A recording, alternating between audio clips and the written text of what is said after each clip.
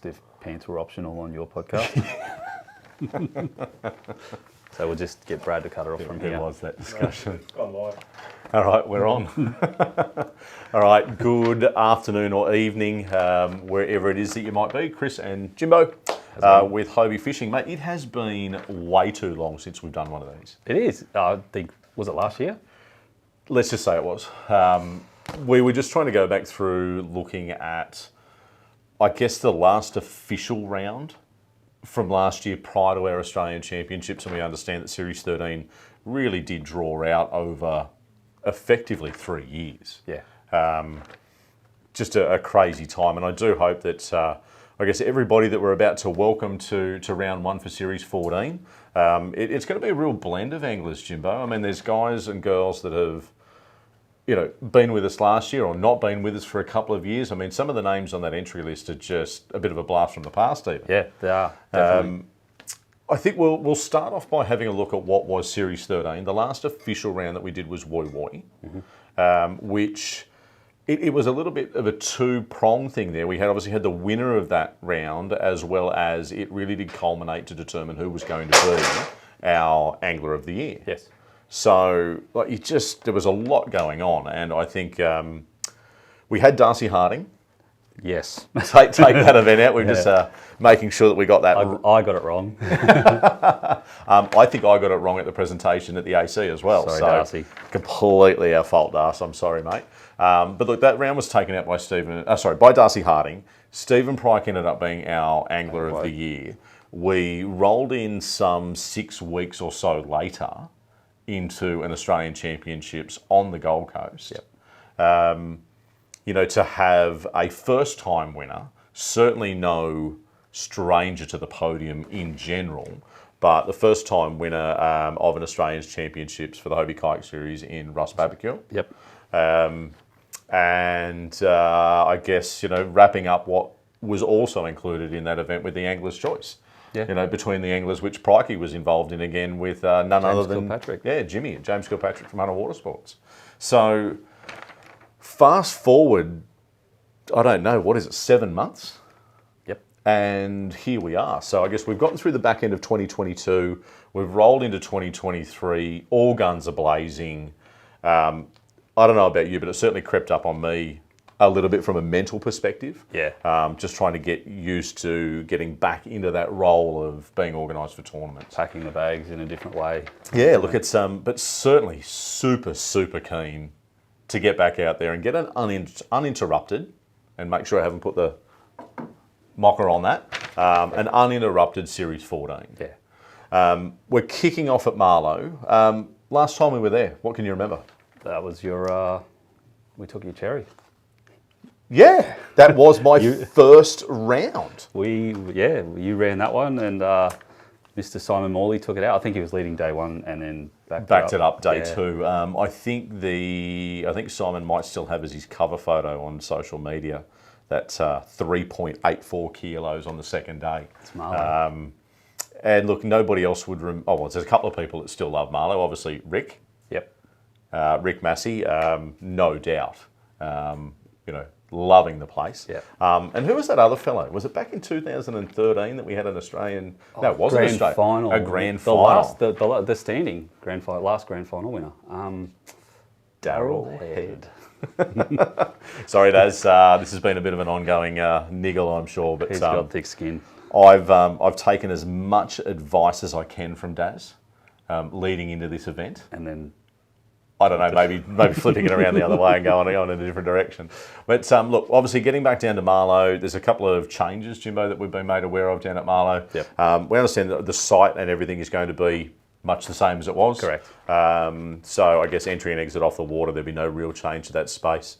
But the township as a whole, we've had new owners come through at the Marlo Hotel. We have, yes. So I guess we'll have the opportunity to get introduced and do a bit of a meet and greet. And then also new owners again at the bait and tackle store. Correct, yes. But you were saying that Dave is still tied up with the angling club? Yeah, so Dave, who used to own the tackle shop, is a treasurer or something along the... No, sorry, not treasurer, but maybe secretary of the angling club. Yep. So he's been helping us with our booking at the club there. But yeah, so we've still got Dave around. No doubt we'll probably catch up with him. New owners at the pub. this is where best behaviour. Yes, very much. I mean, look, we do like to do our best to, I guess, leave a location in a better state than when we found it. Yes. Certainly from an event site perspective. So we do rely on each and every one of the anglers that's there with us across this event, to obviously be on the very best behaviour, represent yourselves and the event organisers in a format that we wish to be seen.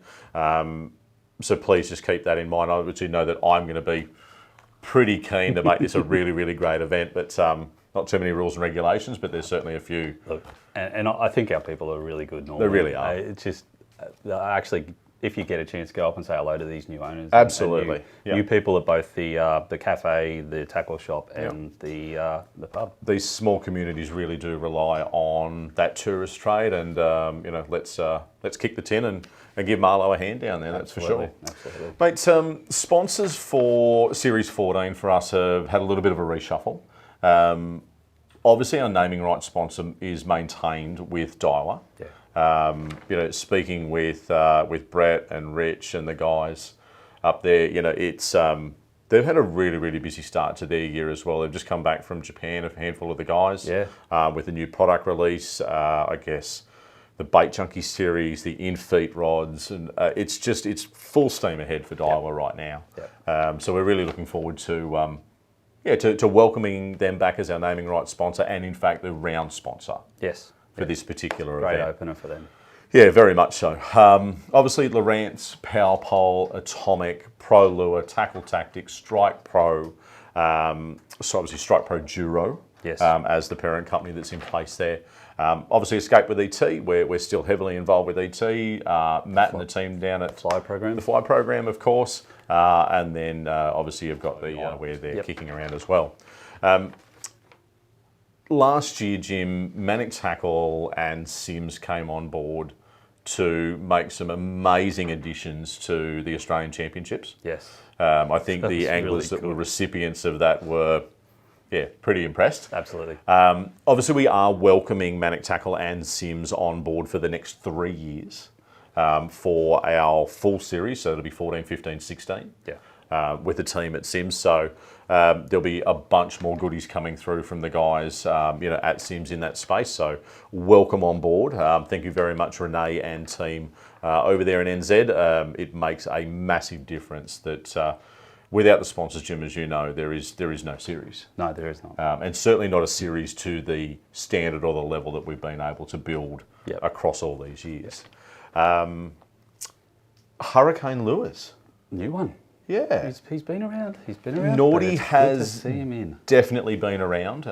No stranger to the tournament scene coming away from boats. So both ABT, Vic Brim, whether it was a bet series that he would have fished through as well. Like he's been around. Yeah.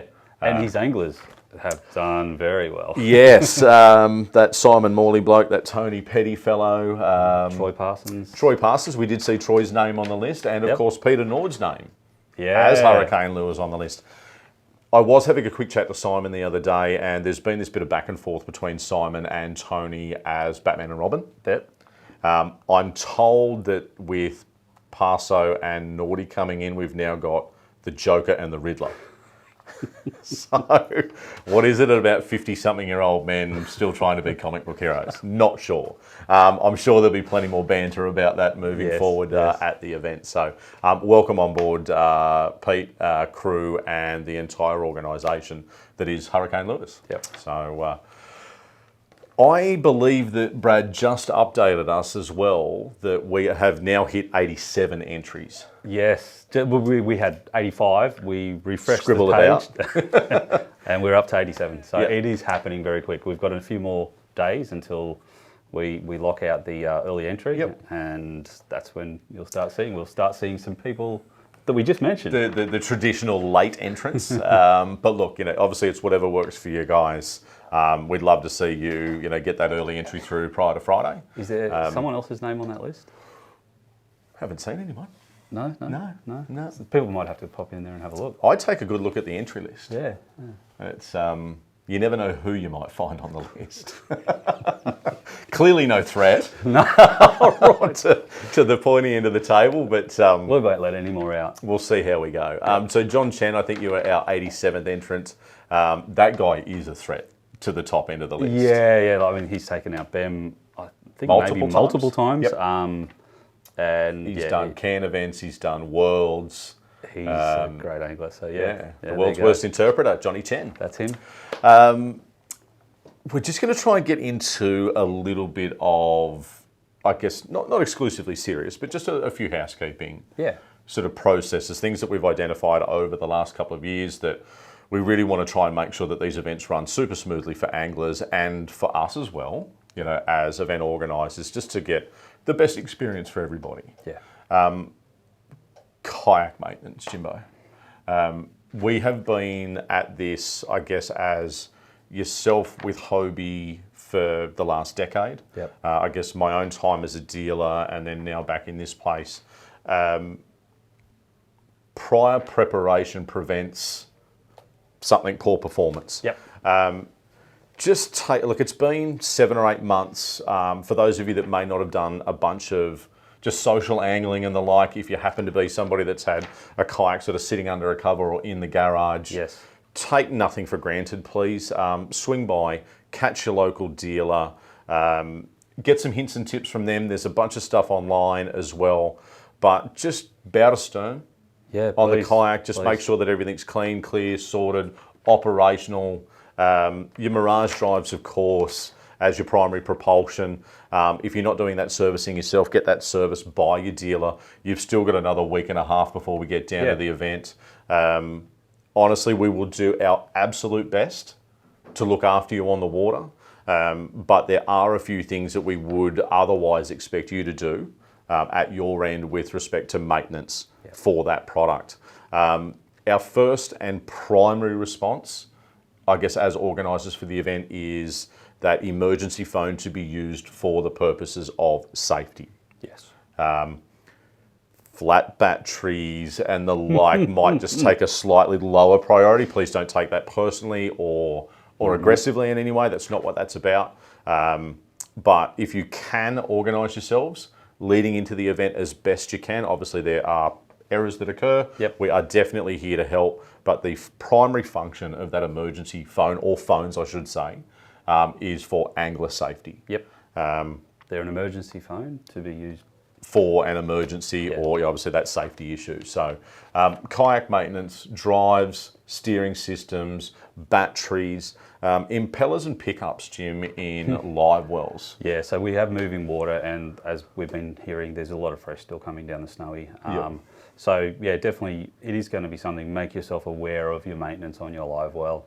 Be familiar with what it takes to pull that apart. Yep. Inspect the impeller, not just, oh yeah, it spins. I mean, you can actually just pop the bottom off and give it a physically spin. take a look. I mean, ribbon weed, as we know here in the basin, being a local waterway for us, is just a constant struggle in that space. Yep. But look, please do get across all of that. And I'll say it probably for the 5th time. We are there to help. Help yourselves first to the best of your ability outside of an emergency situation. Use that phone for safety and emergency. Thank you.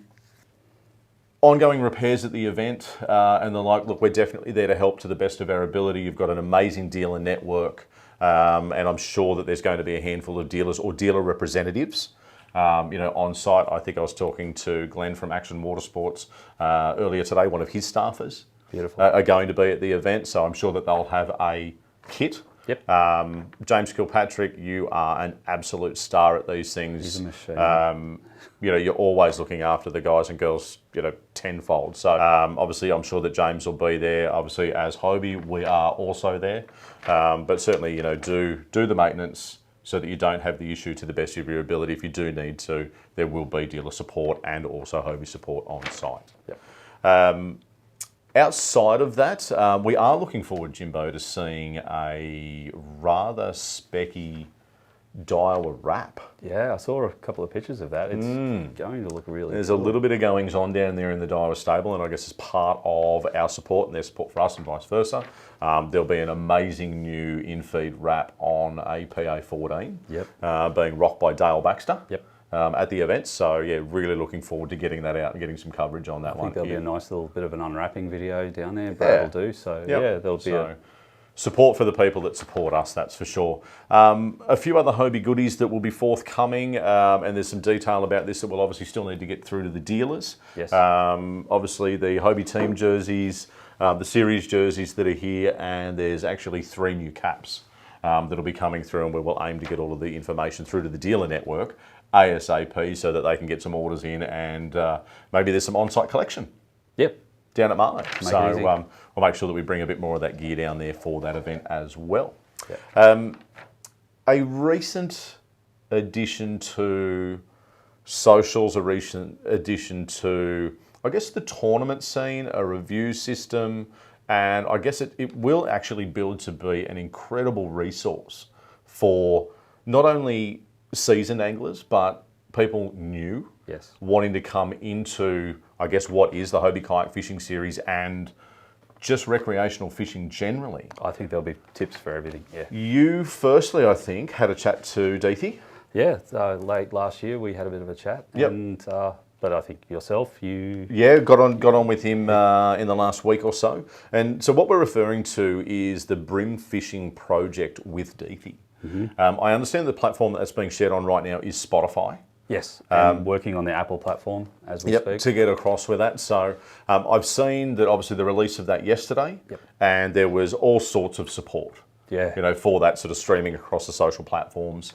Deethy, well done, mate. Hats off to you, mate. You are obviously trying to give back to, I guess, an industry and a platform that has given so much to you, probably over the last 15 years or more. Yep. From the Southern Brim Series days, you would have been running the Southern Brim Series back then, Jim, when that kayak division sort of first kicked off, and the likes of Stewie Dunn and Andrew Deeth were the guys to chase back then for sure. Mr. Juvius and Hedges. Yes. They're all of there. Those guys. I'm sure we'll see a bunch of those guys down there. It'd be good to sort of have a little bit of a catch up with Deethy and just sort of see what else has driven him to take this step into this space. Yeah. So well done, mate. And we look forward to seeing the review, I'm sure, that you will put together once this Marlo event is done and dusted. Yeah. So, Jim, I think from what I can see on the board, we are clean and clear. We are. So now it's to the rest of the packing for Marlo. Yes, getting organised for that, getting the pie heater up and running in the event trailer. First things first. But thank you so much to each and every one of the anglers that have entered for the event already. We look forward to seeing a handful more entries come in. Jim, if you had to pick a number, you're at 87. What do you think this is going to round out at? I actually think we're 98. I'll call 96. Yep. We'll put a beer on it. We'll see what happens. Okay, easy. All right. Done. If we get over 100, then I don't know. Maybe we'll just go and have a beer. There you go. Job done. All right. Look forward to seeing each and every one of you down at Marlo. Thank you very much to the team at Daiwa for kicking us off again as not only a naming rights sponsor, but round sponsor for this particular event at Marlo, Victoria. Stay tuned. If there's any other updates, we'll have those across to you inside the next 7 days or so before heading off. And other than that, if there are any questions, queries, please feel free to shoot us an email or a message online. We'll get back to you ASAP. All right, signing off from Hobie Fishing. See you soon. Bye.